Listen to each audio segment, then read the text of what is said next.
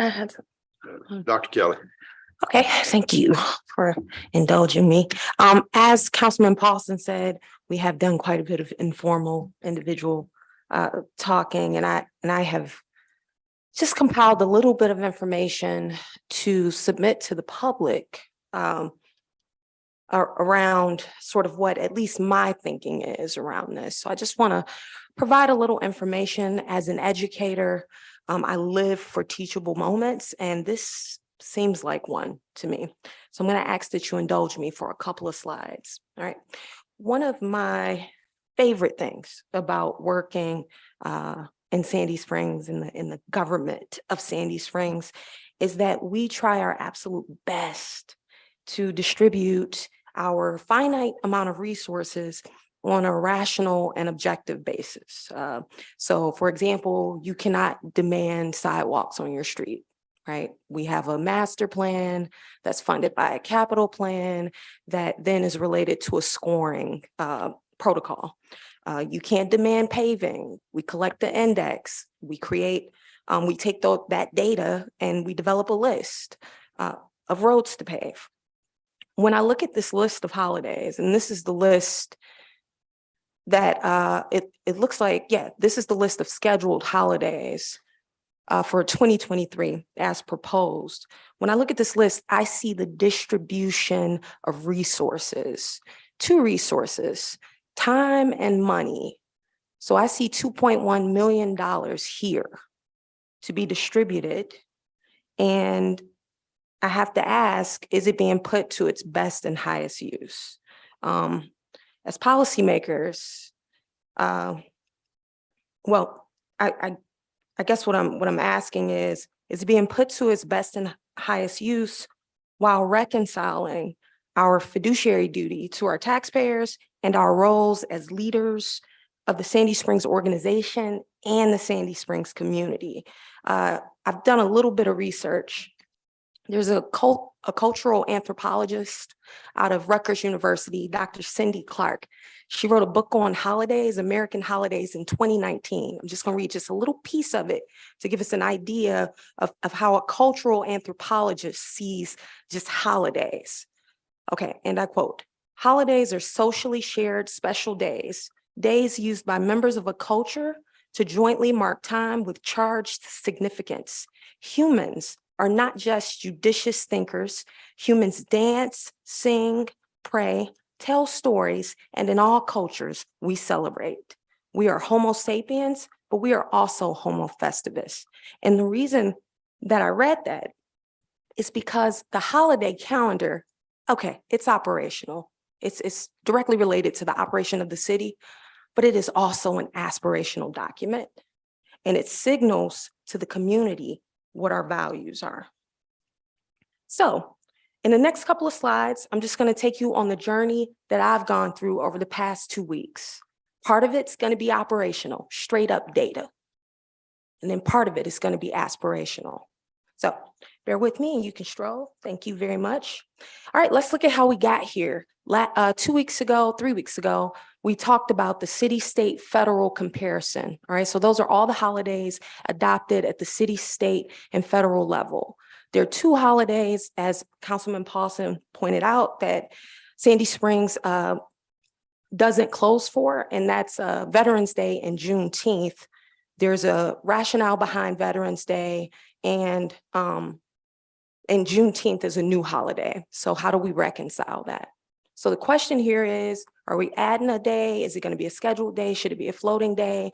Do we swap holidays? Whatever we do we have a reason for it? So if we're going to keep Juneteenth off of the scheduled holiday list, then the question becomes, why? Why are we keeping it off? Can we explain it in a rational way?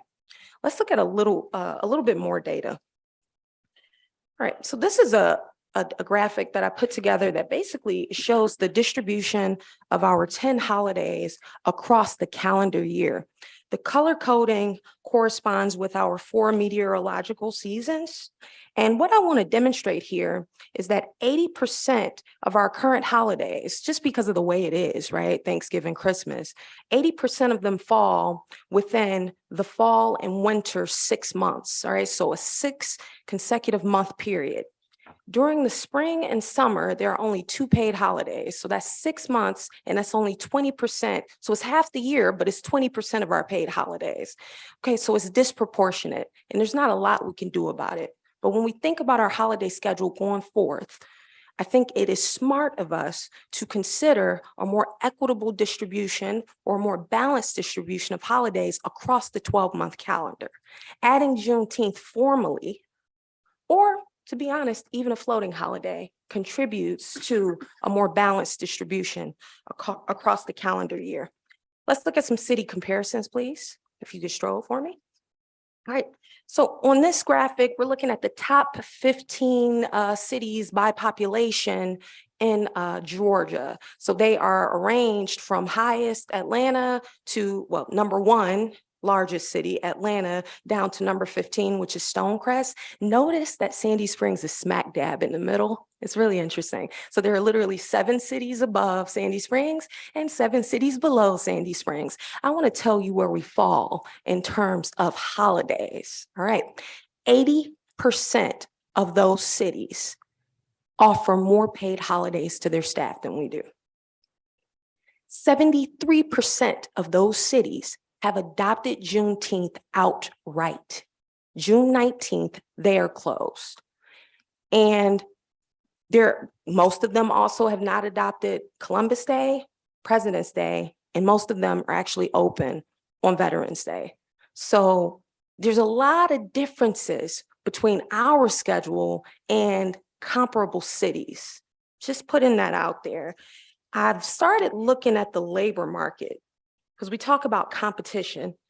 And to be honest, I really need to consult an economist or someone to help me. But what I have here, what I'm able to glean is if you look at the unemployment data from October 22 nationwide, the unemployment rate 3.4%. Okay, great. If you break that down by sectors, all right, so there are 14 industries. The industry with the second lowest unemployment rate is government workers. So just put that out there in terms of we're in a competitive marketplace and we offer literally the lowest number of paid holidays. Let's move on. Just another comparison. Let's bring it a little bit closer to home. Here we are looking at each government that either borders or overlaps with us. So we're looking at county and city governments that are close to us. Once again, 2 trends are very clear. 80% of them offer more paid holidays, and 80% of them have adopted Juneteenth straight out. All right. So what this means is that we are the only major city in the state of Georgia that offers 10 holidays, and not one of them is Juneteenth. We're the only city that does that. All right, that's the data. Let's get aspirational. You'll stroll for me? All right. So I've spent the weekend going through what are called slave schedules. A slave schedule is a census of slaves. All right. Now, the one you're looking at on the left side is a picture I pulled from Valdosta State University, has an archive that you can access for free. It's broken down by county in Georgia of all the slaves in Georgia in 1860. That's just one page from Fulton County. All I want to say is that in 1860, there were 2,880 slaves in Fulton County alone. Now, if you take that and you cross-reference it with tax digest data from the public library, you can use ancestry.com for free, and you cross-reference it with these little books here written by Lois Kugel, really awesome, Sandy Springs past tense. What you can do is you can actually pull the tax digest for Sandy Springs. So on the right-hand side there, I have a picture. You can barely see it. If you want these slides, feel free to send me an email, mkelly@sandyspringsga.gov. So on the right-hand side here, you have from 1859, a tax digest. And if you're not sure if it's Sandy Springs, first of all, it says Oak Grove at the top. During the Confederacy, that's what Sandy Springs was called. And then if you look really closely, you see names like Abernathy, you see Spalding, you see Dalrymple, you see Howell, you see Powers, you see the names, right? But in addition to those very reputable, famous names, you got the names of people like Samuel Hopkins, who owned 23 slaves in 1859. And the land lot numbers are there. So you could easily get with a surveyor and you could find the exact place where those 23 slaves lived. I'm actually working on tracking down those families. Stay tuned. I'll let you know when I get when I get there. But at any rate, what I want to say is that in 1859, in Sandy Springs, there were 34 taxable enslaved persons. That means not too young, not too old, taxable enslaved persons. Now, if you don't think that sounds like a lot, understand that that is across 77 different owners. So let's do a little math problem. The ratio between 77 and 34, that's about 2.3 to 1. If you extrapolate that to correlate to our current tax digest, which contains 29,644 entries, what you're looking at is at least, after you adjust for multiple owners, at least it would be like having 10,000 enslaved people in Sandy Springs right now. That's what it would be like. So President Biden adopted Juneteenth because it is a part of United States history. We all know that. Governor Kemp, the very next year, did the same thing. They didn't just acknowledge it, they put it on their calendars. This is a Democrat, this is a Republican. So before we start talking like it's politics, what I'm telling you on this slide is that it's Sandy Springs history as well. Now, last slide, drum roll, please. This is my final rabbit hole. Just to bring this all home, I just want to discuss two images. What you are looking at on the left-hand side is another slave schedule from 162 years ago, 1860. This time you are looking at Morehouse Parish, Louisiana, Ward 6. It's a rural area in northern Louisiana where I spent most of my childhood. I'll be going there again next month for my Auntie Dixie's 80th birthday. All right. For her 80th birthday, for my auntie's 80th birthday. Now, if you look, and please stroll for me, if you look at the lower left-hand corner, there are actually two slave owners. One was John Kelly, the other one was MJ Kelly. Now, let me just tell y'all a little bit about the name Kelly. There are two types of Kellys. There's a Y Kelly and an EY Kelly, okay? MJ is an EY Kelly, like me.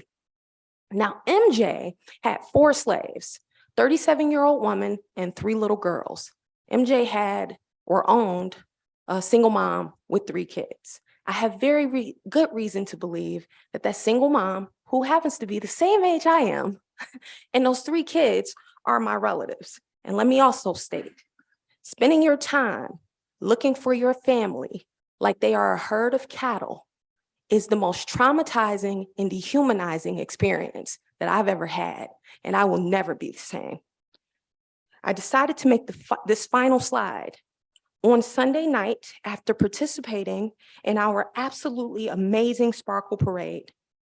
Mayor Paul, seeing you holding your beautiful grandson in the parade got me to thinking about my own granddaddy. That's the picture you see on your right side. That's me in Morehouse Parish, Ward 6, with my granddaddy, who my family affectionately referred to as Sugar Baby. Sugar Baby was my first babysitter. He actually gave me my first nickname, Juicy Fruit, like the gum. No one better ever call me that. When my grandmother died, he moved in with my mother and became my de facto caretaker when she worked and ran errands. Some of my fondest memories involve waiting on my mother to leave the house so I could play with my sugar baby. That man let me do whatever I wanted to, including eat ice cream cake for breakfast and lunch. I can still remember the sound of his voice and his walking cane chasing me around the house when I tried to play hide and seek with him. He would say, "Juicy fruit, sit your tail down. I'm gonna tell your mama when she get home." But the most important thing I remember about him was that no matter what I ever did, he never raised his voice, he never cursed, and he never told my mama. You see, Sugar Baby was not a snitch. He was a sweet, sweet man. Oftentimes, your legacy is not just what you leave to your family, but what you leave inside your family. My granddaddy could not leave his family anything, but he instilled in us an understanding that you can and must be kind, particularly at times when the world is not. He was born on December 25th in the year 1915. Yep, do the math. In 3 weeks, my grandfather would be 107 years old if he were still alive. Do that math. All right. I'm going to say something, and I want you to remember this next time you see the word Juneteenth or you hear the word Juneteenth. The man who helped raise me, who wiped my snotty nose, who chased me around the house on his walking cane, who held me at parades, was himself raised by slaves. That is a 100% possibility. That love, that kindness that he poured into me was poured into him by freed slaves. In 1940, I found a census form that he filled out at 25 years old, where he disclosed that he was a sharecropper. He had only a 4th grade education and $0 to his name. Today, his granddaughter, his little juicy fruit, sits before you as a first-generation college graduate with several degrees, including a PhD, a tenured associate professor, and the first Black member of this governing body. Honoring that narrative, that legacy, is what Juneteenth is all about. Now, let's get back to the actual business. I'm going to say this plainly. In my view, the city of Sandy Springs should be closed on June 19th. If you can't go to the post office for mail, the DMV for your tags, the bank for your money, why should you be able to come to Sandy Springs to renew your business license? But with that being said, motion on the floor seems like a compromise. I'm going to be interested during the discussion to see if there's a consensus around it, because I do see it as a compromise, and I am willing to also support it if that is where the discussions sort of lead us to. So I do appreciate the motion that's on the table. And I also want to thank all my colleagues for putting up with my individual bugging of them over the past couple of weeks about this stuff. So it means a lot to me, and thank you. All right.